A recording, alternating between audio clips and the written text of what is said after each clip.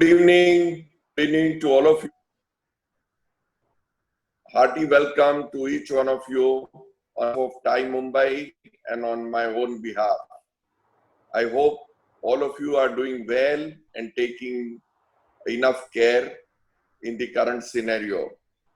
We have a very special program today, and before I come to that, let me just tell you very little on what Time Mumbai has been doing during these last 3 months. We have organized more than events, webinars, our academy programs, the master class, the angel round. So different programs have been held. More than 23,000 people have joined during these 3 months. And we have had over 250 speakers coming on our different platforms. So it has been a mega success in these 3 months, and we have been engaged with all the startups and the charter members, and I would invite all of you to remain very active and be more and more involved, and also support the startups and also invest in startups. So all this time, these 3 months, we have been able to hold 100 plus events with such ease, and all of you have been joining in a very easy manner in a few seconds, is all thanks to Zoom. And we have the most relevant person from Zoom today in conversation, that is Harry Moseley, in conversation with Pradeep Udhas. And this is a session we have been waiting for long, and we have been pursuing with Pradeep to somehow hold it. They've been friends, but we all know Harry is an extremely busy person, heading technology at such a fast-growing company. I don't know how many more billions have been added in last few days. I think they've been adding a few billion a day, it seems. So, but most important, more than billions, is his presence with us and sharing his experience. So let me first briefly introduce Pradeep Udhas, and then hand it over to him to take this forward, this whole conversation. Pradeep is the office managing partner for Mumbai, Pune and Ahmedabad of KPMG. He's also part of India leadership team and focused on enhancing KPMG India's market presence and client engagement. He manages many key accounts of KPMG and client relationships in the Western region, which covers major fund houses, very large corporate houses, among many other corporates. He is a global business executive leader with more than 30 years of industry experience. Knowing Pradeep personally well, I can tell you that he's a very successful business leader, an entrepreneur, an investor, and has also been a consultant.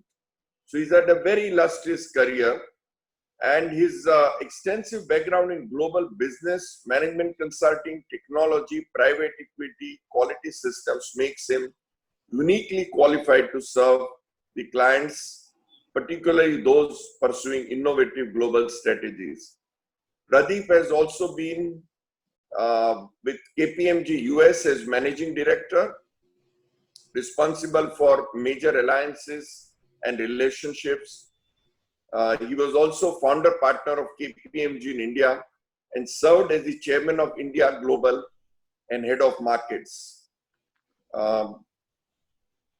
So his KPMG career started 27 years back in New Jersey after his very successful stint at IBM.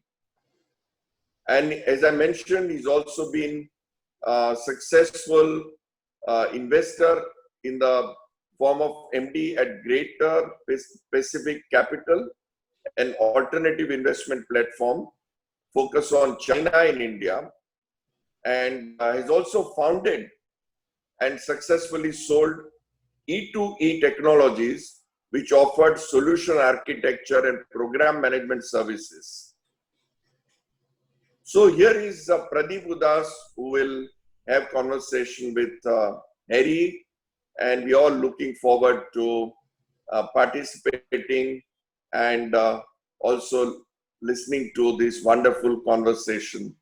So over to you, Pradeep. Thank you, Atul. It's a very kind and long introduction. The star of the evening today is Harry, as you know. I mean, you and I kind of go back long ways, so we have fond of each other. But I think that, for people really want to hear more from Harry. So I will really looking forward to this. Harry and I, as you mentioned, we've known each other for many years.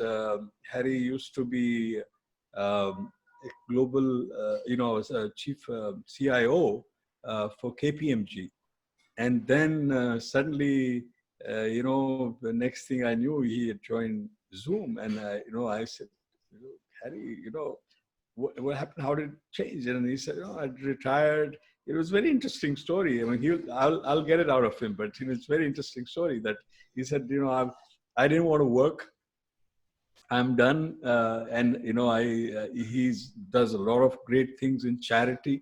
I know he's got a very golden heart, so he rides bicycle, long, bicycle rides, to collect charities, for miles and miles. And he also is very witty and he's got very, very rich experience. So when he said, he'd retired and he got a call. He was telling me the story that he got a call from, senior vice president in Zoom.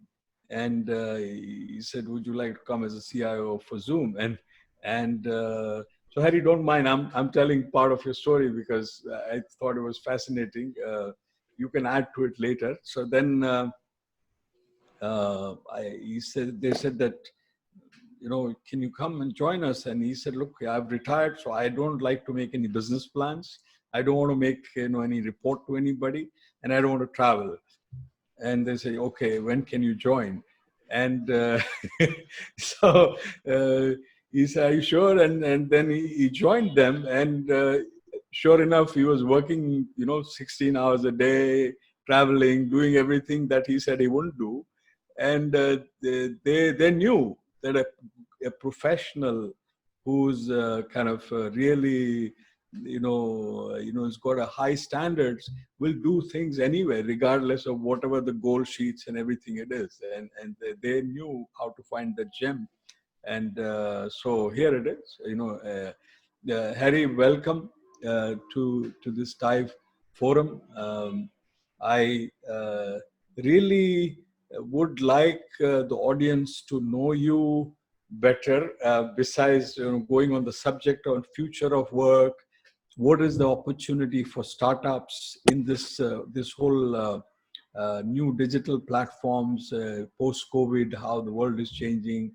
While we will cover all that, but I would like to really start with, for audience to get to know you the way I have known you, and that's why we love you. So how did you start?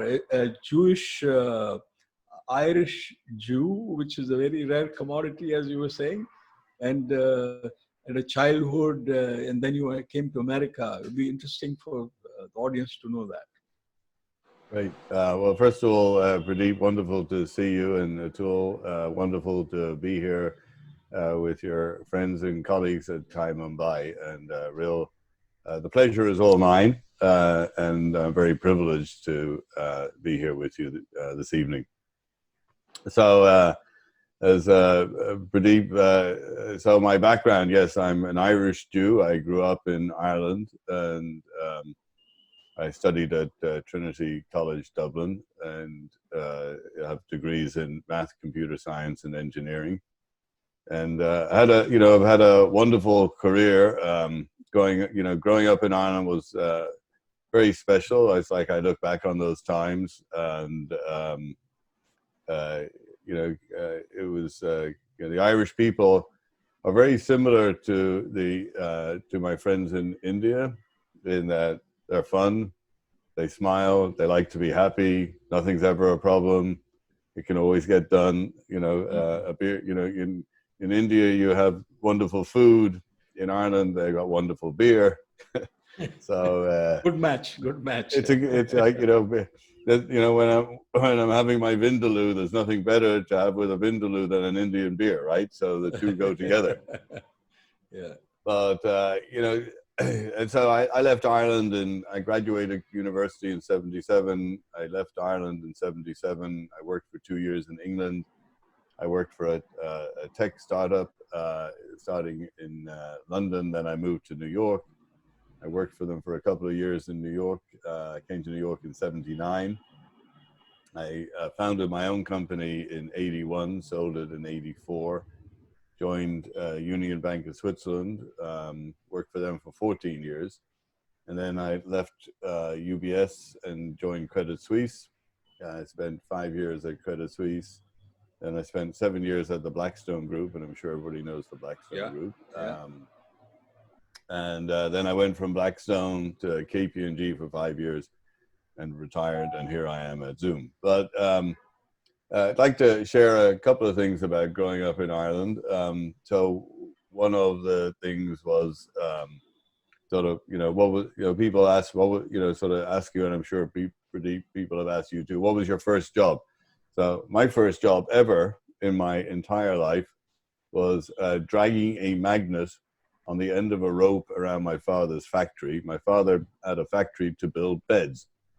And beds were, wooden frames, and the wooden frame was made by people, and they would cut the wood, and then they would have to nail the wood together for the bed frame, and they would drop nails on the floor, but you can't expect these men to bend down and pick up the nail that they drop. Sometimes they bend the nail, and then they'll pull it out and throw it on the floor. So my job was to pull this magnet around the factory floor, picking up all the nails, because my dad said nails cost money. And then I'd pick up the nails, and then my job was to straighten the bent ones out and put them back into the nail box. But then a very bad thing happened when I was 12. My father's factory burned to the ground. And can I share, please? Yeah, show some pictures. I've seen one picture of you with long hair. Yeah, I'll show that in a second. So let me just position my video stream over here so I can see you. Yep. Okay, you're back. So so that was my father's factory. Oh. What was the factory about? Was that furniture or something? Yeah, it was making beds. It was okay. It was a bed factory, and so one night the whole factory went up in smoke and burned to the ground. That's what the factory looked like the day after. And my father, unfortunately, had an accident in the factory after the fire, and then he was hospitalized. Oh. And it was June 1967. I was 12 years old. And so every morning I would get up, I would get on my bike, I would ride down to the hospital to see my father, and he would give me a list of to-dos. And then I would ride back to the factory. We had a temporary office there, and I would talk to the employees, and I would talk to the insurance company, and I would talk to machine manufacturers in England about getting new machines. And then I'd ride back down at lunchtime to tell my dad what happened. He'd give me more instructions, and then I would come back to the factory, and then I would ride down at the end of the day before dinner.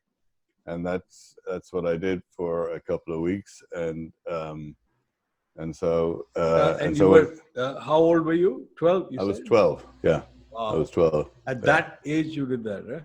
Yeah.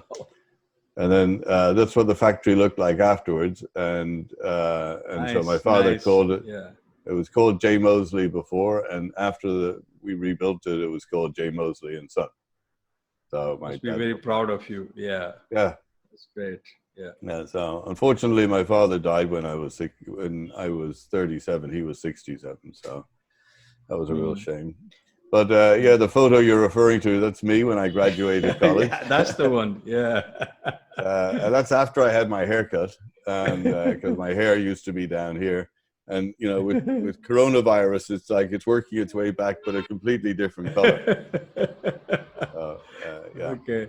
So what did that teach you? You know, that whole experience at such young age of 12, picking up nails, like really save the pennies, as well as the factory and, the response. I mean, how did it help you in subsequently? It helped me in a lot of different ways, Pradeep. It was instilled on me not to be wasteful. It was instilled in me. It's my mother used to say, worry about the pennies, the dollars will take care of themselves, so to speak. And I think that's very true. It also instilled upon me a culture of, it's easy to spend money. It's really hard to make money. Yep. I mean, and I shared this internally, sort of with our internal tech team yesterday, because they've been engineering our back office systems at Zoom as an example, and, to reduce our fees on, payments and things like that. And so they told the executive team how much they've managed to save from fees. But I think that it's it's a pretty significant number. But in terms of when you think of like, if you spend $1 and and you got to think of, well, how much revenue do you need to generate to spend that $1? So you should always be thinking of savings in terms of what's the revenue that would be necessary to save that $1, to generate that $1 to them, because that $1 saved goes right to the bottom line. Correct. So you have to think of like, if you're a 20% margin, 30% margin, 40% margin, you have to think in terms of what's the gross revenue I need to generate to save that money. To save that. I mean, that's very relevant for startups, right? I mean, especially, and even more so in these times, because, they were in the good times, there was a lot of capital flowing around, and people, startups could afford to kind of maybe, splurge also almost, but now you got to save that penny and also think about, how much harder I need to work to generate that revenue to get that multiple of that saving. Yeah. That's good. So what after that you came to?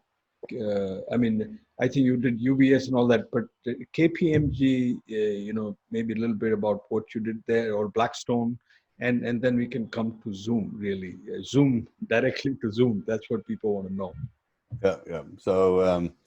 So no, I was the CIO for KPMG, the U.S. firm, and CIO for Blackstone, and when I look back on the legacy of what I did in all the firms, I believe I've left legacy behind. It's like whether it's engineering, great new capabilities. One of the things that I love what I did at Blackstone is to create the LP portal for, seeing what your investment returns are on your funds and your capital calls and your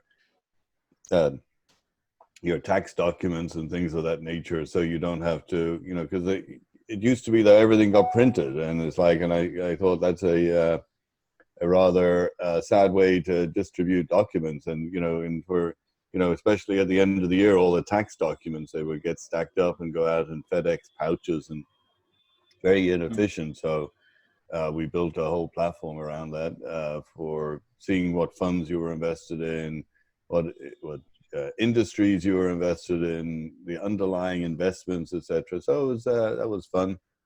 I remember back at Credit Suisse, as an example, we built a platform, had a funny name. We called it Spider. Why do we call it Spider? Sort of most technology tools are called something, they have a name for them, but the letters usually stand for something. Everybody sort of wanted to understand what SPIDER stood for. The S was for system, the I was for information. People were trying to figure it all out. So we created a competition around what does SPIDER stand for. The joke was SPIDER actually didn't stand for anything. The only reason it was called Spider was because when I whiteboarded, it wasn't even a whiteboard, I was at lunch with a couple of colleagues. I said, this is what we need to do. And I took a napkin at the restaurant and I wrote on the napkin what my vision was. And it looked like a spider. So we called it a spider because it had a small circle and a big circle, and it had like lots of legs. And so that was fun. And what this application was all about sort of taking internal data and external data, and both the quantitative data and the qualitative data internally and externally. So 4 sets of data. I'm putting it in a repository so that a banker would never be more than 1 click away from a research, a stock, a pitch document, project, etc. And that was fun, and did great things at KPMG as well. So it was all a lot of fun. So tell our viewers about Zoom. You know, how, like, what I kind of said how you joined them, but really, what is the culture like in Zoom, and what's your vision? Where do you see that going, and how it has grown in last say 2 years, and especially in last 3-4 months? Yeah. So let me just share a few slides with you guys. Can I share, please? Yeah, please do.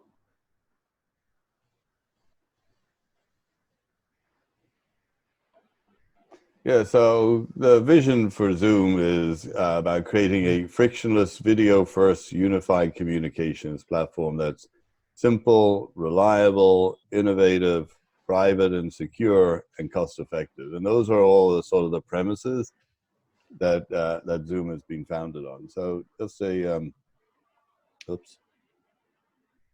Yeah, so this is the company profile. So we were founded in 2011 by Eric Yuan. He's our CEO and founder. And just want to go back. Yeah, and we often say that Zoom was founded. Zoom is really about a love story. And the reason we say that is because when Eric was living in China, he would spend 10 hours on the train on the weekend to go and see his girlfriend in another city in China. And back then he would always say there must be a better way to connect with people. And that's why we call it a love story, because now his girlfriend is his wife. And so Eric came to the US in 1997. He became a US citizen. He joined WebEx in 1997 as the number 8 programmer. WebEx went public in 2000, got acquired by Cisco in 2007. Eric was running all of collaboration engineering for Cisco WebEx in 2011. And he went to John Chambers and said, I built WebEx. The technology stack has changed. It's a mobile first world, and it's a video first world. And so we really need to take a white sheet of paper and build Zoom from scratch, build WebEx from scratch. Chambers said no. So Eric quit and founded Zoom. Zoom is a US-based company founded in the US in the state of Delaware, much like many other American firms. And they built out Zoom. Today, we're approaching 3,000 employees on a global scale. We have 19 offices. We've got 17 data centers around the world.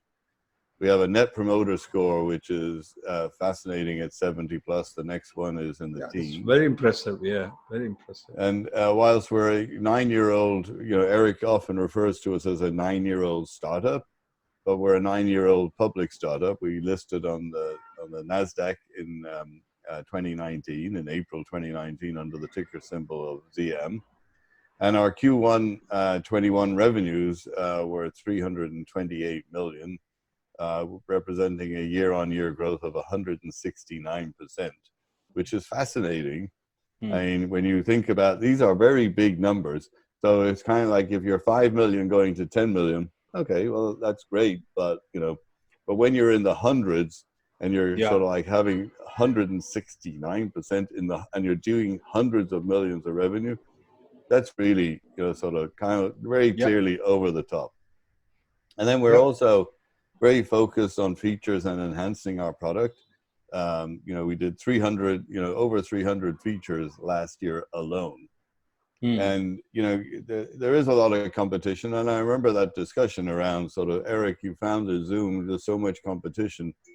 Well, it's, and there still is competition today, but back then, I remember his answer was, and I agree with him, was that, sort of there are other platforms, they just don't work really well consistently. And go back to those premises that Zoom was founded on: innovation, ease of use, reliability, cost effectiveness, private and secure, at scale for massive enterprises around the world. So where are all these data centers? I mean, where are they? So we have 17 data centers around the world. We actually have 2 data centers in India. We have 3 data centers in the US. We've got 2 data centers in Canada. And we think of, and then we've got European data centers and other Asian data centers. And we think about the geographical region. Actually, as enterprise clients, they can actually select which data centers they want their meetings to be hosted in. So you can select, I want to be in India, I want to be in the US, I want to be in Europe. You can select the different geographical areas.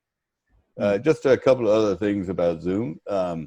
We have in December of 2019, we had 10 million daily participants. In March of this year, we had 200 million, and then we increased that to 300 million in April, which is really fascinating. And then in terms of our, what I call a hyper exponential growth, because I don't know what else to call it. Our annualized meeting minutes in 2018, 40 billion. We thought it was like pretty cool in 2019 that we doubled, but now, doubled to 90 billion, but now we're like 2 trillion. That's 20 times the growth. Wow. Well, that's a lot of horsepower to be able to do that, right? That's horsepower is certainly one thing to call it. But it demonstrates the power of the platform, and it demonstrates the technology architecture. Yes. And people say, people say, how did you do that? It's like, you didn't know COVID-19 was coming. And like, absolutely we didn't. But we always maintain capacity in our data centers. That was one. 2 is we have great partnerships with organizations like AWS and Oracle, which allow you to take advantage of cloud computing. And the third is the architecture. And because, if you take, like in the US, we have East Coast data centers, we've got central data centers and West Coast data centers. So if it's early in the morning and the US data centers need capacity, they can borrow it from central, or they can borrow it from West Coast. In the evening, as the sun moves, and it's now, the East Coast acquiesces, Central is getting lighter, West Coast is getting busy, and so if the West Coast needs capacity, it can borrow from Central, or it can borrow from the East Coast, and that's how we manage to handle this. So one is that whole pure ability to scale and do it like you said, reliable response time, etc. But even in terms of features, you're saying 300 features a year. And how do you, I mean, you had Skype, you had Google Meets, and many others are there. Now, Microsoft Teams, I believe, is also really competing head on with you guys. But, how did you manage and what's the thinking? What is different about? Yeah, so first of all, it's our culture. Our culture is dramatic. We are all about the customer. We think of our customers as partners, and we are really focused on our partners being successful using our platform, because we fundamentally believe if our partners are successful, we will be successful. So that's one. 2 is we listen very clearly to our customers. We listen to their asks, to their challenges, to the features they would like, and then we bring them into the product. And we don't make it complicated. And that's a very big part. We are a software company. We are not a hardware company. We will never be a hardware company, but we have fantastic hardware partners like Polycom, like Crestron, like Logitech, like Dell and HP and Neat and did I say Crestron? I can't remember. Yeah, you said, and yeah. and D10. I mean, we have over 70 partners, and what these partners do is they take our great software, they put it into their great hardware, and so you get the power of great software with great hardware to provide a fantastic solution. And so that's part of our magic. I see. So, you were, I mean, there are many questions coming out, just going through the link here, but I don't know if we will be able to, I mean, we'll come to Q&A session, but I'll try to weave it into my questions. I mean, as, one of the question was, there were transformative moments in your life. And did you think about you will get here? How I know that you've been doing the global CIO of one of the most happening company in the world. No, I've always led a humble life. I always, as a person, I've always believed in just do the right thing. I've always worked hard, and as you know, it's like you mentioned a little bit before. It's like I believe in having fun at work, and I believe in giving back, and I believe that I know that I've been very fortunate in my career working for fabulous companies, fabulous organizations, fabulous leaders. I've had fabulous teams supporting me in my visions of what I wanted to do. And so, I think it's incumbent upon people who have been successful, and I believe I have, to give back and help those who haven't. So it's,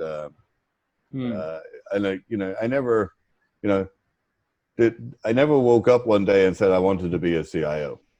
I never woke up one day and said I wanted to work for Zoom. In fact, I'm a bit of an odd character from multiple perspectives, because throughout my entire career, I've never left a job for a job. So let me explain that. Somebody has always pulled you. I know. No, that's not true at all. No. Yeah.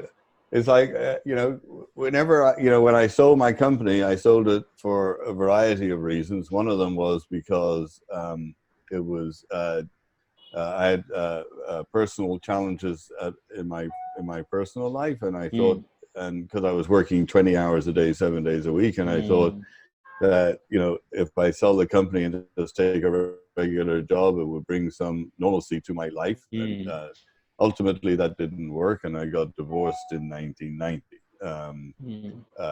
So several years after I sold the company. But then, when I made the decision to leave UBS, it was because it was merging with Swiss Bank Corporation, and I chose to leave. I didn't know where I was going to go.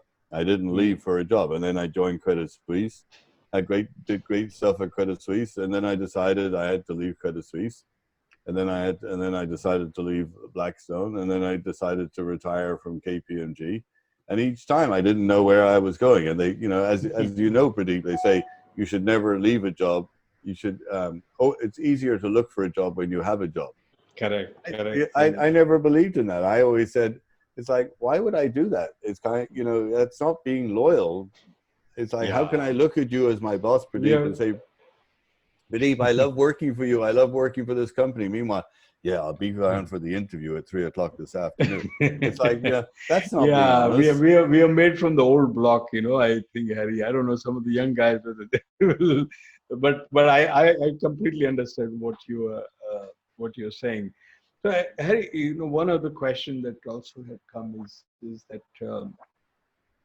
I mean, you probably would expect that, right? I mean, the Zoom was in a way, anytime you have a stupendous success like you've had, Zoom as a company, and you being a key part of it, there is always jealousy. There's always something that comes and throws a challenge at you. So there's questions about security. There's question about Chinese origin, because the whole political atmosphere we know. I mean, we don't need to get into the politics aspect of it, but if you want to, if you can share with this audience as to about this security wise, how you safe is Zoom, or what have you done, if there was an issue, and also about Chinese origin. Yeah. So Just to sort of take the China topic first. I mean, yes, Eric was born in China, but that's the beginning and the end of the China story. Eric is an American citizen. He's, pays taxes in the America, and the company Zoom is founded as an American company. American company, yeah. Absolutely. Our headquarters is in San Jose, California, in Silicon Valley. We are we've got 4 offices across the country. We've got San Jose, we've got Denver, we've got Atlanta, and Kansas City, and we employ hundreds of people in this country.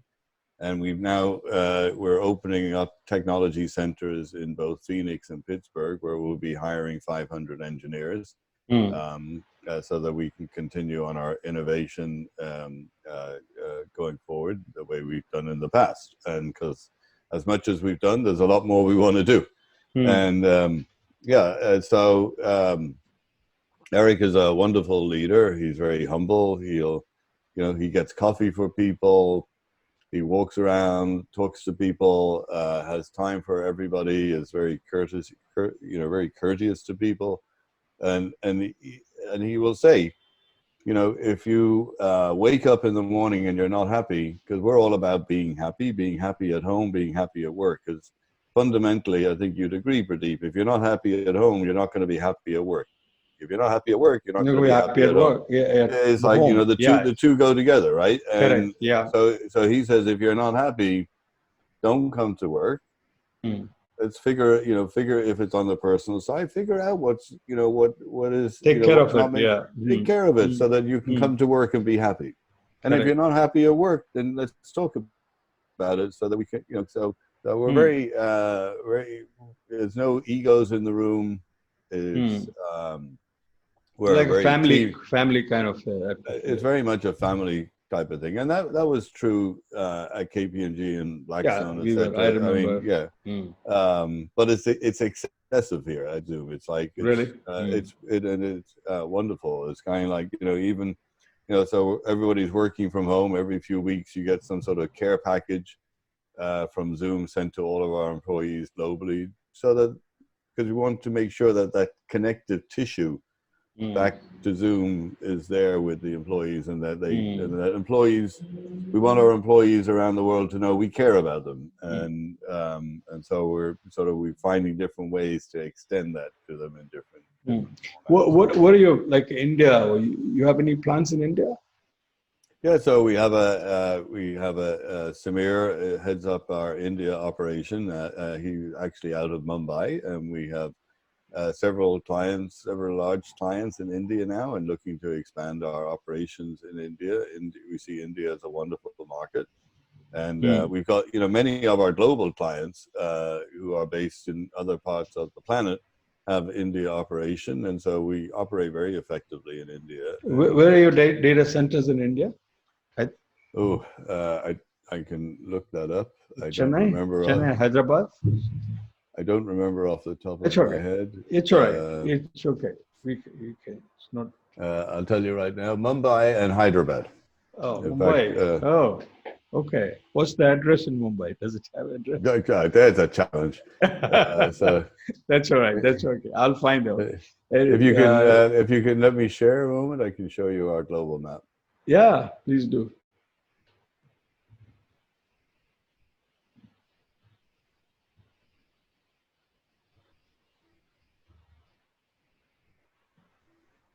Yeah, so that's our okay. So Frankfurt, Amsterdam, Toronto, Vancouver, San Jose, Denver, New York, New Jersey, Sao Paulo, Brazil. So yeah. So we are all over the world. And that's how our secret sauce operates, because we have all those point-to-point connections between the data centers. We host all our meetings in the data centers. We directly connect to all the endpoints. So if I was to look at everybody connected on this meeting as an example, I would see that you're all connected probably to Hyderabad or Mumbai, and I'm connected to the New York data center, and that. So we handle all those direct all those connections to all the endpoints discreetly, because we can handle 45% packet loss and still have a fantastic experience, and things of that nature. Monitor the endpoint, look at the operating system, look at the physical device, and we're always in real time optimizing our audio, video, and content being shared to the endpoint based upon network and endpoint conditions that are changing all the time. We don't bring everybody down to the lowest common denominator. We treat each endpoint discreetly. And that's a huge difference on our technology versus our peers. Oh, okay. And, and then talking about security and privacy, yes, we are committed to establishing a world-class private and secure unified communications platform. We are raising the bar, and if people haven't read about our end-to-end encrypted service, then I suggest you do that, because that's going to change how the world communicates. Things like board meetings, things like M&A transactions, etc., to be able to turn the meeting to be fully encrypted so that people can't access it through dial-up lines and things of that nature. And they'll be, the only people who will be able to decrypt that message will be the people who are part of that meeting. Nobody else in the world. Oh, so you already got that, or you are working? We are working on that as we speak, and that because for the board meeting, it would be really good to. Yeah, but you won't be able to dial in on phone lines and things of that nature. So we will be beta testing that with clients in July, and it'll be GA in August. So very excited about that. And that brings me to the next point. I mean, it's I think we've got 15 minutes or so. This whole how does the world change? I can run over if you need me to. Yeah. Okay. Fine. Yeah, we can do. Whoever wants to stay. But thank you for that. So the future of work, right? How do you see that changing?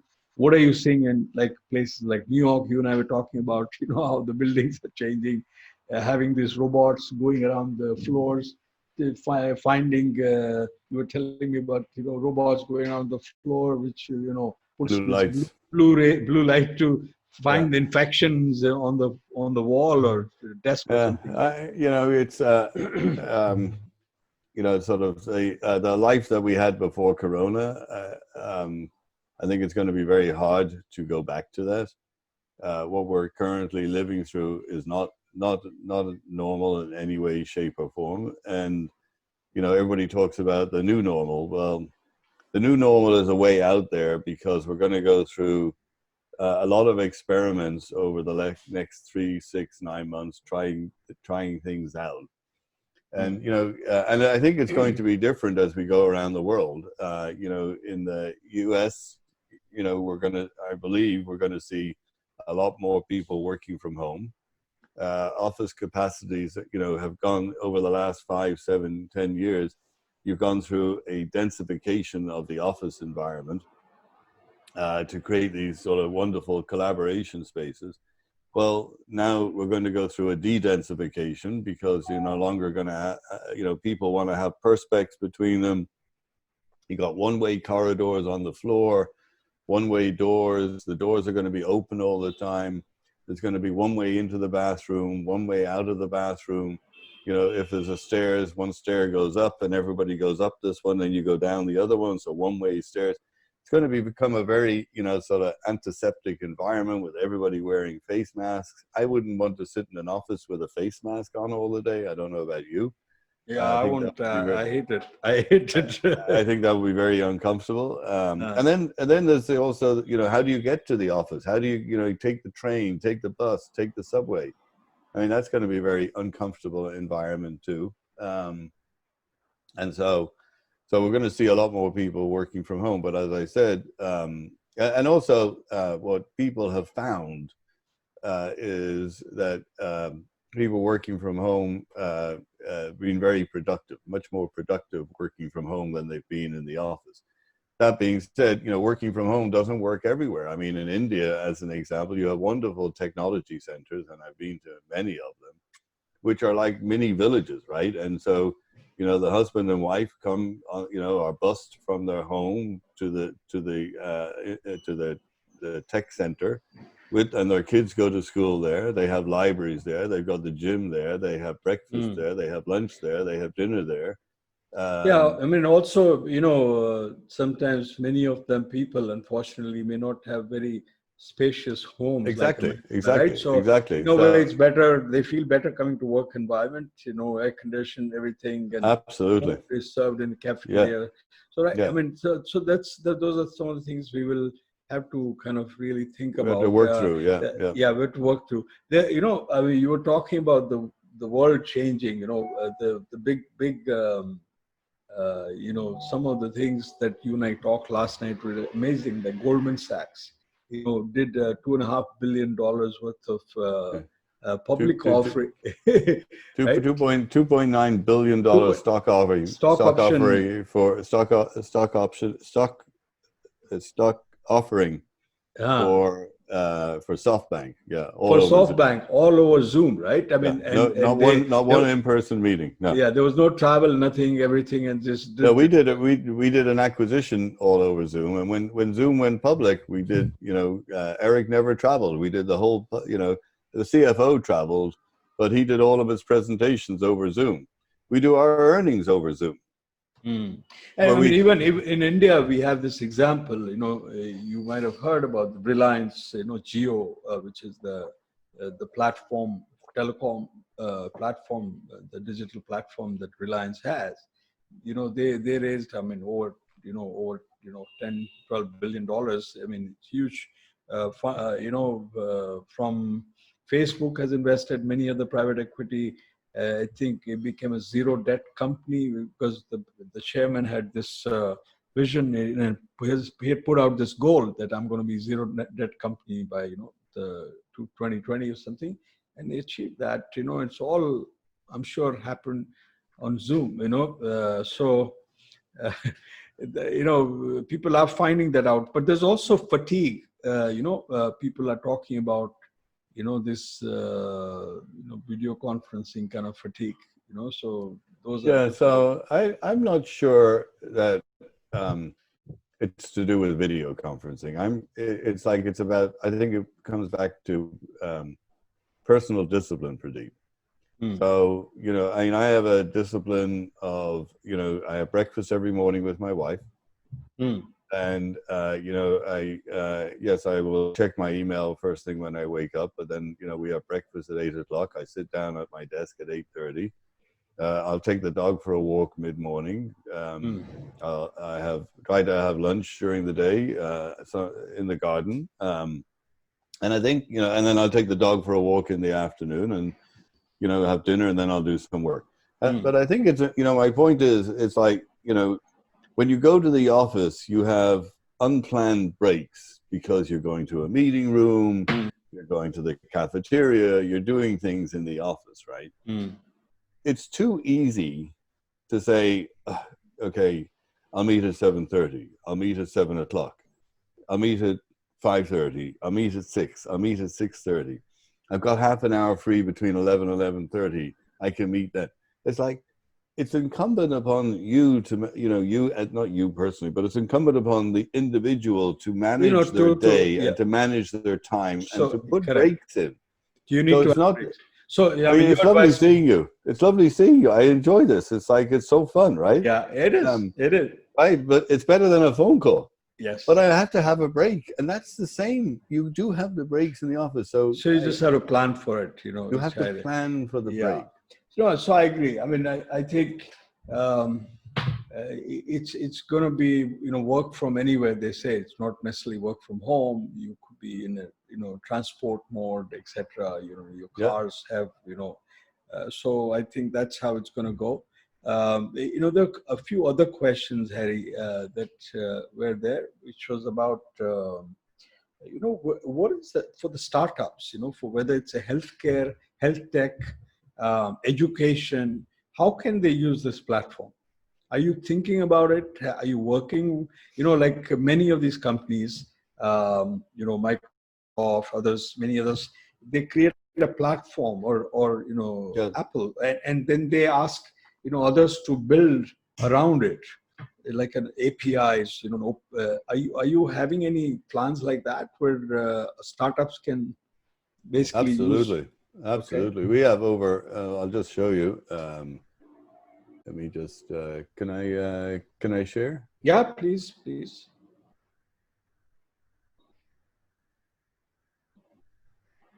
So this is the Zoom app marketplace. And Okay. we have over 500 apps in the app marketplace. I don't know what half of them are, but you've got Otter, you've got Gong. We have Microsoft Teams, so fully integrated with Microsoft Teams. Oh, what is that? What is that? Microsoft Teams and Zoom together? Yeah, absolutely. Yeah. So seamless integration between the two. And so you can use Teams for the data collaboration and then use Zoom for the audio and video collaboration. So you just have to just download that app, is it? Yeah. It's a plugin. It's a plugin. Plugin. So if you're using Teams and you want to use Zoom with it and you have a Zoom license, you download the plugin. You have people.ai, you've got, Productive. I mean, there's literally hundreds of apps here. And, there's like the plugin for Gmail as an example. So if someone sends you a calendar invite for Zoom, put it automatically into your calendar and things like that. But there's literally hundreds of apps in here. There's 29 pages. Yeah. Covering, all sorts of industries and all sorts of cables. Yeah, Salesforce, as an example, is in here, where you can, it's the seamless integration with Salesforce. And so we have a very rich API stack that people can leverage, both a web API and the SDK. So what, from a healthcare and education, can you think any top of your head, how are they using Zoom? Yeah, they're using it. In a couple of examples. So one is there's a company that provides consultative services for eye surgeons. So imagine you're an eye surgeon operating on someone's eyeball, but they want third parties to participate in the surgery to give them expert advice during the surgery. Oh, really? So yeah, during the surgery. So they have a high def camera on the eyeball as the surgeon is operating, and they have consultants around the world who are giving guidance to the surgeon, who is the hands operating on the eyeball. So that's fascinating. There's a company called Intarsia in the diabetic business. So they created a vial that is 44 millimeters long, 4 millimeters in diameter, and it's a body pump. It gets embedded under the third layer of skin and dispenses medication for diabetic patients, so they don't have to inject themselves twice a day. And it's a body pump. There's no electronic, no moving parts, no nothing. It just the medication dispenses itself. And that was developed using Zoom with industry experts around the world. And they use Zoom for showing medical practitioners how to do this 50-minute procedure to inject the vial. We do a lot of work in the cancer space. We do a lot of work in telemedicine. Instead of having to have people, we can, one of our clients has actually used the mobile phone to measure blood pressure. By listening to your respiratory, and really just hold it. Okay, just hold it, and so using the microphone on the smartphone to listen to the pulse rate, and then from that they can calculate what your blood pressure is like, which is like really amazing. Yeah. Or for sort of growth so lots of. So education, what about education? Have they used education? Zoom?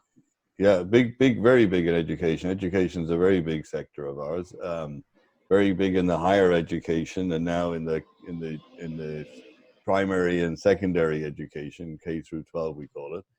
We have the New York City schools, the largest school district in the world. 1.2 million children are on the platform.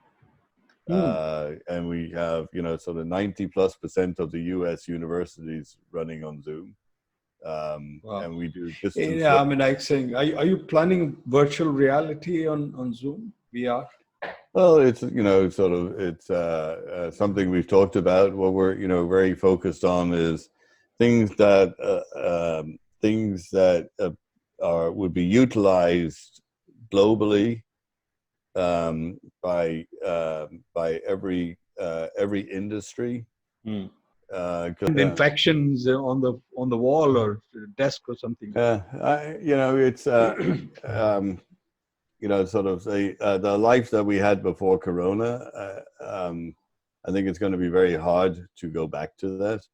What we're currently living through is not normal in any way, shape, or form. And everybody talks about the new normal. Well, the new normal is a way out there because we're going to go through a lot of experiments over the next 3, 6, 9 months, trying things out. And and I think it's going to be different as we go around the world. In the U.S., I believe we're going to see a lot more people working from home. Office capacities, have gone over the last 5, 7, 10 years. You've gone through a densification of the office environment to create these sort of wonderful collaboration spaces. Well, now we're going to go through a de-densification because you're no longer going to have, people want to have perspex between them. You got one-way corridors on the floor, one-way doors. The doors are going to be open all the time. There's going to be one way into the bathroom, one way out of the bathroom. If there's a stairs, one stair goes up and everybody goes up this one, then you go down the other one. So one-way stairs. It's going to become a very, sort of antiseptic environment with everybody wearing face masks. I wouldn't want to sit in an office with a face mask on all the day. I don't know about you. Yeah, I won't. I hate it. I hate it. I think that would be very uncomfortable. And then there's also, how do you get to the office? How do you, take the train, take the bus, take the subway? I mean, that's going to be a very uncomfortable environment too. And so we're going to see a lot more people working from home. But as I said, and also what people have found is that people working from home being very productive, much more productive working from home than they've been in the office. That being said, working from home doesn't work everywhere. I mean, in India, as an example, you have wonderful technology centers, and I've been to many of them, which are like mini villages, right? And so, the husband and wife come, are bused from their home to the tech center, and their kids go to school there. They have libraries there. They've got the gym there. They have breakfast there. They have lunch there. They have dinner there. Yeah, I mean, also, sometimes many of them people, unfortunately, may not have very spacious homes. Exactly, right? So, exactly. in a way, it's better. They feel better coming to work environment, air conditioned, everything, and absolutely is served in the cafeteria. So, right, I mean, so those are some of the things we will have to kind of really think about. To work through, we have to work through. I mean, you were talking about the world changing. The big. Some of the things that you and I talked last night were amazing. Like Goldman Sachs, did $2.5 billion worth of public offering. Right? $2.9 billion stock offering. Stock offering for SoftBank. Yeah. For SoftBank, all over Zoom, right? I mean, not one in-person meeting. No. Yeah, there was no travel, nothing, everything, and just. No, we did it. We did an acquisition all over Zoom, and when Zoom went public, we did. Eric never traveled. We did the whole. The CFO traveled, but he did all of his presentations over Zoom. We do our earnings over Zoom. And I mean, even in India, we have this example. You might have heard about the Reliance, Jio, which is the platform, telecom platform, the digital platform that Reliance has. They raised, I mean, over $10-12 billion. I mean, it's huge. From Facebook has invested, many other private equity. I think it became a zero debt company because the chairman had this vision, and he had put out this goal that I'm going to be zero net debt company by the 2020 or something, and he achieved that. It's all, I'm sure, happened on Zoom. So people are finding that out, but there's also fatigue. People are talking about this video conferencing kind of fatigue. So those Yeah, are so I'm not sure that it's to do with video conferencing. It's about, I think it comes back to personal discipline, Pradeep. So, I have a discipline of, I have breakfast every morning with my wife. And, yes, I will check my email first thing when I wake up, but then, we have breakfast at 8:00. I sit down at my desk at 8:30. I'll take the dog for a walk mid-morning. I try to have lunch during the day, so in the garden. And I think, and then I'll take the dog for a walk in the afternoon and, have dinner, and then I'll do some work. But I think it's, my point is, it's like, when you go to the office, you have unplanned breaks because you're going to a meeting room, you're going to the cafeteria, you're doing things in the office, right? It's too easy to say, okay, I'll meet at 7:30, I'll meet at 7:00, I'll meet at 5:30, I'll meet at 6, I'll meet at 6:30. I've got half an hour free between 11 and 11:30. I can meet that.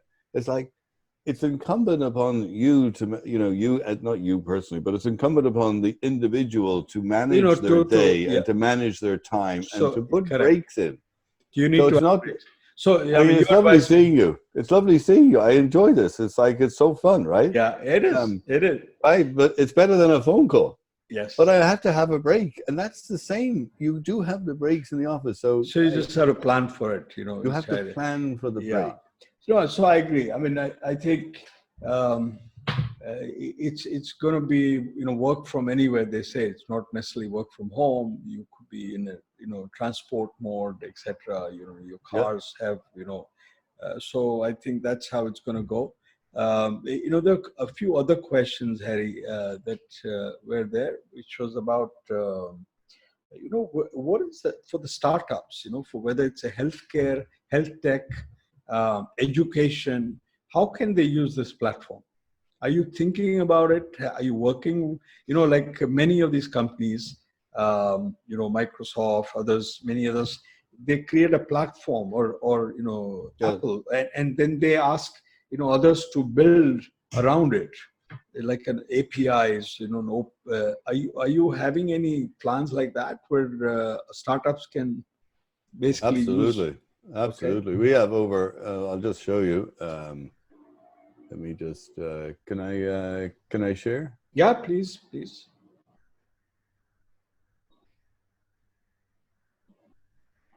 So this is the Zoom app marketplace, and we have over 500 apps in the app marketplace.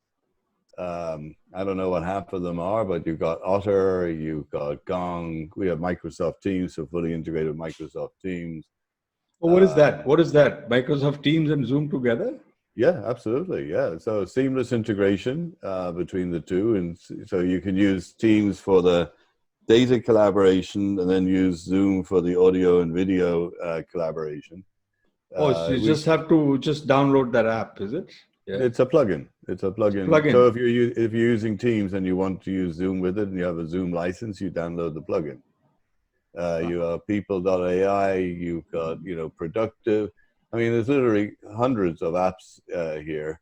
And, there's like the plugin for Gmail as an example. So if someone sends you a calendar invite for Zoom, put it automatically into your calendar and things like that.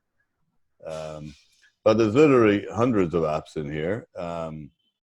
There's 29 pages. Covering all sorts of industries and all sorts of capabilities. Salesforce, as an example, is in here, where you can it's the seamless integration with Salesforce, and so we have a very rich API stack that people can leverage, both a web API and the SDK. So what, from a healthcare and education, can you think any top of your head? How are they using Zoom? Yeah, they're using it. So, in a couple of examples. So one is there's a company that provides consultative services for eye surgeons. So imagine you're an eye surgeon operating on someone's eyeball, but they want third parties to participate in the surgery to give them expert advice during the surgery. Oh, really? So yeah, during the surgery. So they have a high def camera on the eyeball as the surgeon is operating, and they have consultants around the world who are giving guidance to the surgeon who is the hands operating on the eyeball. So that's fascinating. There's a company called Intarsia in the diabetic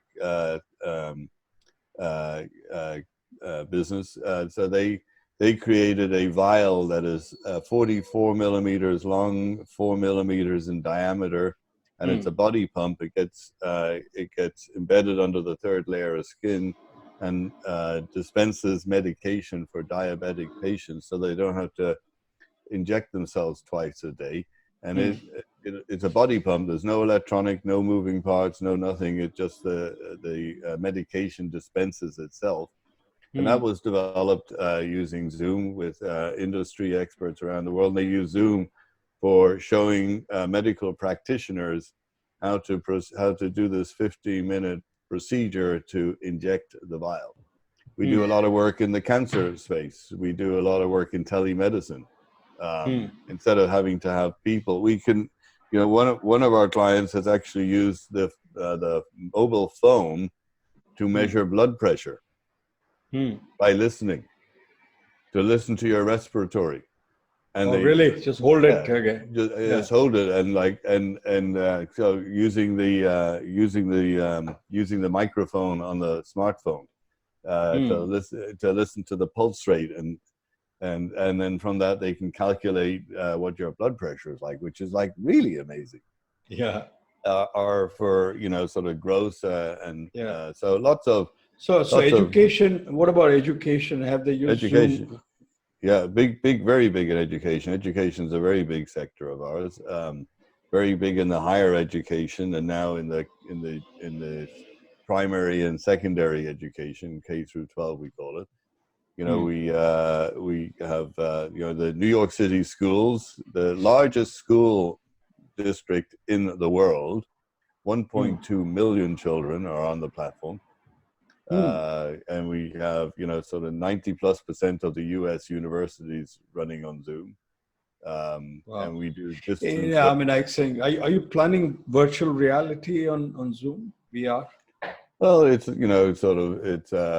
something we've talked about. What we're very focused on is things that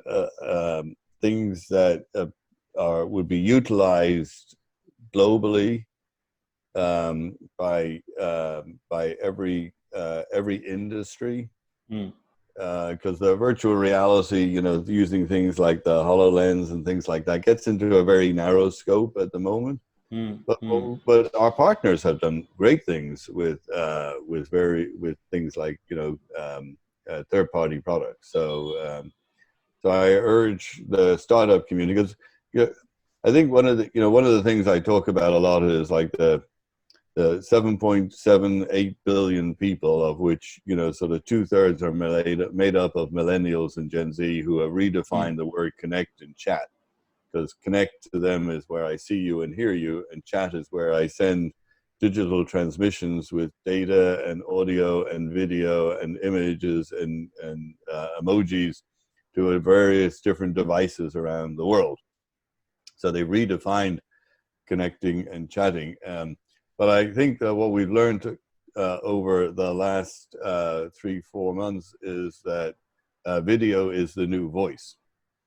So and so now I said the other day, it's kind of like everybody is now a millennial, and like the person said to me, well, that's great. I don't feel like a millennial, and I don't look like a millennial, but it's like, but I'm great that I am. But I'm great that Harry Moseley is telling me I'm a millennial. Why do you say I'm a millennial? You were telling about I think your wife's your father-in-law, yeah, my father-in-law, in his 80s, and how he's he's zooming all the time. Emoji king or something. You say He's on Zoom all the time. He Zooms with his with my obviously with my wife, his daughter, and with his son in Switzerland, and with his grandchildren all over the world.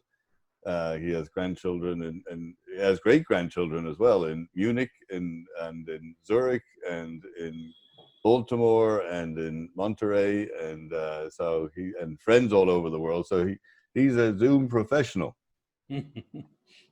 So everybody is now millennial because everybody is Zooming. Yeah, that's true. So actually, we have something. A few more points have come here. We have these smart cities projects in India. The Prime Minister announced 100 smart cities. We don't have money to build 100 smart cities, but that's another point. But basically, they're raising. There are some brownfield projects and greenfield kind of thing. Ground up plus the existing city like Mumbai. Wi-Fi, many other command and control center with COVID center. Things are happening. So Zoom can play an important role in the smart cities vision that the Prime Minister has in India. I'll be happy to, we don't have that much time, but I think it's something we should, talk about. You and I should talk about. Maybe offline. We would love to engage with projects of that. And many things, even agri-tech, right? There may be a way. The smartphones, are becoming ubiquitous in India. Who would have thought that? And drones. You think about drones. It's like like in the UK, they have drones. They have drones that go out and survey the road surfaces to identify potholes. Then they send messages to other drones to come out and fix the pothole, which is really very cool. Yeah. But I remember when I was touring the mountains near Kannur with Pradeep, and he said, "You see what they're doing here?" And I was like, "Yeah, they're laying fiber." And he said, "Yes." And I said, "I feel that really interesting because it's kind of like you don't have proper water management, you don't have proper power, but they're running fiber." And he says, "Yes, you know why they're doing that?" So he explained it to me. He said, because with fiber, everybody has a smartphone. They're recharging the smartphone using solar. And with the smartphone and the connection to the network, they can get educated. If they get educated, then they can create commerce. And when they create commerce, then they can build the infrastructure. And I thought, brilliant. I thought that was really, that's wonderful. Because you're starting at the roots, you're laying the seeds for the future. And I think that's very smart. Yeah, it is. So, I think we are kind of running at the end of our, but you would be happy to know there's somebody who's joined us from Eric, what is it? Irfan Malik has joined us from Sydney. He said 2 a.m. in the morning he's joined us today. Hi Irfan, how are you? Thanks for joining us. Hope you found it useful. That's awesome. Stay up. So this is good. Are there any other questions? That I know Harry has kindly agreed to stay on a little longer. As Naveen, if you want to kind of open it up to more. I think we talked about the startups who can use your APIs to use Zoom, right? Absolutely. Yeah. And please feel. I'm going to put in I'm going to share my email address with everybody. I assume that's okay, Pradeep? Yeah, please do. As long as you don't mind, there'll be thousands of mails coming to you. No, it's like, look, we love to help people. I mean, that's what we're all about at Zoom. We love connecting people, helping people. You were telling me about that whole, the culture, you talked about the innovation and family-like, but you also said that you treat your customers like partners in a true sense, not as a cliche. Yes.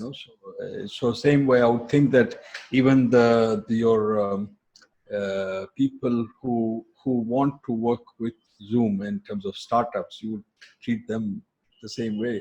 Yes, absolutely. Yeah, it's like, we're happy, every client is important to Zoom.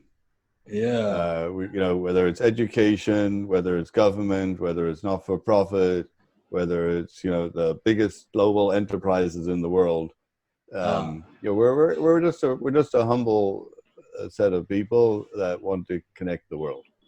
Yeah, and there is Sudhakar from Tokyo at 1 a.m. He's with us. My email, somebody is saying my email. So, somebody can type in where, okay, my email, Amrit, can you put in my email, please? Yeah, I don't know. It's actually Pradeep Udhas at kpmg.com. PRADEEPUDHAS at kpmg.com. There it is. Okay. Or personal ID is Pradeep Udhas at icloud.com. Okay. Yeah, so this is good. I mean, the music concerts happening, Harry, on Zoom.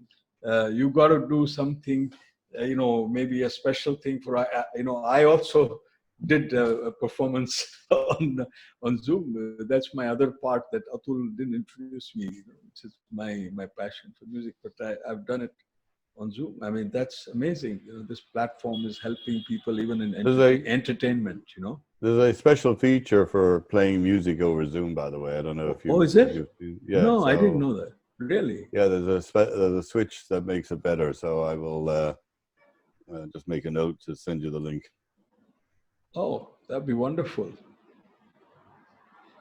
So I just have to... How do I turn it on? I'll send it to you, because the problem is that the noise cancellation... it might not be applicable. What instrument do you play? I've forgotten. Harmonium. Yeah, so percussion percussion instruments are particularly bad because of the noise cancellation. Correct, right. So the high notes you can't catch. Yeah. Yeah, exactly. Yeah, so the noise cancellation cuts the notes out, which is a problem. No, you have a way to disable that, but I'll send you the link. It's somewhere on the website. I just don't remember what it is. Yeah. But I will also send me some of your, these. You always have these wonderful backdrops. Like the backgrounds, right? What do you? Yeah. So I can put up a sound. Can do that. I can go to Paris. So now I'm in Paris. That's a very fancy restaurant here in New York City, and then I can and that's my puppy, and then when I'm doing fireside chats, I typically do that. I didn't think that would be good for you because it's snowing outside. And then, when I feel more relaxed, like when I'm having cocktails later today with my sister in Ireland, I'll put this one up and put my sunglasses on, so I'm at the beach. So I'm getting requests here, saying people want, what is that? They want me to sing. No, this is about Harry. I would sing for you. Well, let Harry send me that. Sounds like you need to do another. You need to do another event, Pradeep, where you're playing your music. We'll do an event where you can come and maybe you can ask me for a song. We'll do it that way. Yeah, sounds like fun. Well, this was awesome. Thank you for hosting this.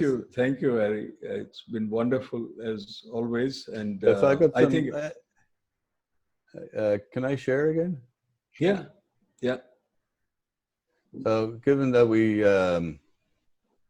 I realize that we're running over, but given that we have a lot of startups, it's I put together some leadership tips. Can I share them quickly? Yeah, I think please. So one is kind of like, as a leader, it's like I learned this at a very young age, is like always have a solution to a problem. When you go to your superior, it's like, going and saying I have a problem and you don't have a solution means you haven't thought it through. So I think it's always important to think it through.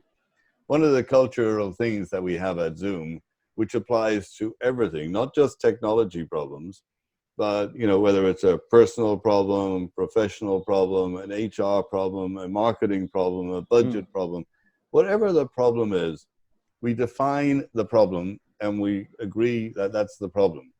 Then we go about identifying what's the root cause behind the problem and agreeing that's the root cause, and then the solution. Too many times people jump to trying to create a solution, but you haven't defined the problem. And you haven't defined the root cause. So it's like, if you've got a toothache, that's the problem. You've got a toothache. Well, what's causing the toothache? You got to understand that before you can fix it. I don't know why I thought about a toothache, but anyway. I don't have a toothache, but I don't know why I thought. And never panic. I think that's important. And then from a decision-making perspective, somebody taught this to me, sort of probably about 5 years ago. I wish I had learned this earlier in my life. There's things that are important and unimportant, and things that you have no control over, and things you have control over. And it's like, that's where you need to have the laser focus. That's important. Important and control. Because, sort of the no control and control for important and unimportant, they're interesting. But if it's unimportant and you've got control over it, it's, it's like, why, if it's unimportant, why are you wasting time on it? And if it's important and you have no control over it, it's kind of like, why would you waste time? And, things that are unimportant and no control, complete waste. Yes, waste of time. Yeah, good. And some final thoughts is, I think it's super important to have conversation versus presentation. Like we are having now, I think. And I think that applies to almost everything. It's like, I do executive briefings with large clients around the world. And, I have a briefing deck that I use, but it's like, it's minimalistic because I don't want people spending all the time reading the slide and not listening to me. I think conversation versus presentation is super important. And I think, sort of demonstration versus presentation is also important, because presentation is very static, it's fixed. And, I remember I was doing an event in Cincinnati with 150 people, and I told my wife I was going to have them download Zoom in the auditorium, in the room, and I was going to show, and we were going to whiteboard and so on and so on. She said, "You must be crazy." I said, "Sweetheart, it's like we have millions of people downloading our app every day, using it. If I can't have 150 people in the hotel download the app, then we shouldn't be in business." So I think demonstration that's true. And then a couple of last things is like, support your team. It's like, when I led the team at KPMG or Blackstone or wherever, what do I think about when I wake up in the morning? It's like, what are the obstacles to their success? Here at Zoom, I think about all the people I support here. How can I help them be successful? What are the impediments to their success? What are the speed bumps that they're encountering? How can I help them get over those bumps? Because if they're successful, I'm successful. You automatically, and sort of last couple of points is sort of have passion about what you do. It's all about the people, and it's super important that you're having fun. That's right. And then coming back to where we started, yes, I'm Jewish. I grew up in Ireland, and I remember when I had my bar mitzvah when I was 13 years old. My Hebrew name is Hillel. And my Hebrew teacher instilled this in my brain, and here it is today. How old am I? I'm 64, so it's 51 years ago. This was a famous quote by Rabbi Hillel: "Do unto others as you would have done unto yourself." That's true. And I live by that every day. It's like, whether it's the postman, whether it's the CEO of Zoom, whether it's Steve Schwartzman, it's like, do unto others as you would have done unto yourself, because that is, treat people with respect, treat people with dignity. That's true. Be humble. I think these are important sort of elements of leadership, which make us all a better culture and a better, So Harry, I'm getting a lot of requests. So with your permission, I'll dedicate a song to you. Oh, go for it. Awesome.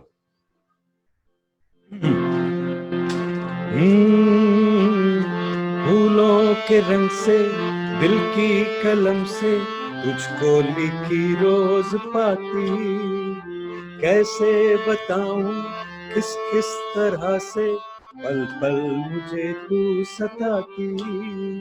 तेरे ही सपने लेकर मैं सोया, तेरी ही यादों में जागा, तेरे ख्यालों में उलझा रहा यूं जैसे कि माला में धागा। हाँ बादल बिजली चंदन पानी जैसा अपना प्यार लेना होगा जन्म हमें कई कई बार। हाँ इतना मधुर तेरा मेरा प्यार लेना होगा जन्म हमें कई कई बार। हाँ कई कई बार, हाँ कई कई बार। That was beautiful. Thank you. I'll That was explain few fantastic. words, but there were a lot of requests coming here, so I said, okay, so I will sing a line, but also in because you made us all happy, so it's a good. This song came to my mind, and What was it? I didn't understand. well, it's So romantic. It's in a way, don't take it the wrong way. But it's saying, telling lover that you are. I know. I see you full of colors like flowers, and I dream about you. And it's a very typical Bollywood type of song. It's an old classic song. very I nice. say, It sounds wonderful. You have a great voice, Pradeep. Thank you. Thank you. I appreciate it. But I really enjoyed this session with you, and more importantly, seeing you in front of you. It just reminds me of our New York days, and so let's stay in touch. I'm sure there's going to be a Absolutely. lot of demand, from people for you to come back. So if you can find time for us, and also there are a lot of opportunities in India, and we would like Zoom to be like #1 platform in India. We would like nothing more than to help you, help your colleagues, help India in any way, shape, or form that we can. Yeah, thank you. I was wondering about please. I'm happy to come back anytime. Okay, great. That's great. I was wondering if Atul is there. Maybe Atul can wrap it up for us. Atul is there? Hi, Atul. Hi. Well, I just want to thank Harry and Pradeep. I don't want to summarize the whole conversation, which was so beautiful. And I must say that this is one of the most pleasant, easy-flowing conversations that I have seen among all our webinars and virtual events. This was an amazing event. Harry, you are so wonderful. You can do the biggest tasks with such ease that no wonder you created one of the finest technologies at Zoom. And no wonder it's growing so phenomenally. So wish you all the best, Harry, for still a multiple growth of Zoom. And we really appreciate you joining us today, this evening, and morning for you. Yes, well, Atul, it was wonderful to be here with you, Pradeep. It was fantastic. I do miss our conversations and look forward to seeing how we can help everybody. I saw in the chat there was a number of private messages and questions to me. And so, again, I shared my email address. So please make sure that everybody knows how to contact me, and I will do my best to help them as best I can. And happy to come back anytime. And Atul and Naveen and Pradeep, if you want me to do other talks with other groups, I would be only delighted to do that. Fantastic. Thank you. Thank you. Great. Great. Thank you. Bye-bye. Bye. Namaste. Have a wonderful, have a wonderful evening. You have to say namaste. Namaste. The Indian Namaste. style. Namaste. Okay. Namaste. And a Yeah. good day, Harry. Good day. Thank you. Thank you. Take care, guys. Thank you. Bye. Bye. Bye. Bye. Bye bye, everybody. Thank you, everybody. Bye-bye. Bye-bye.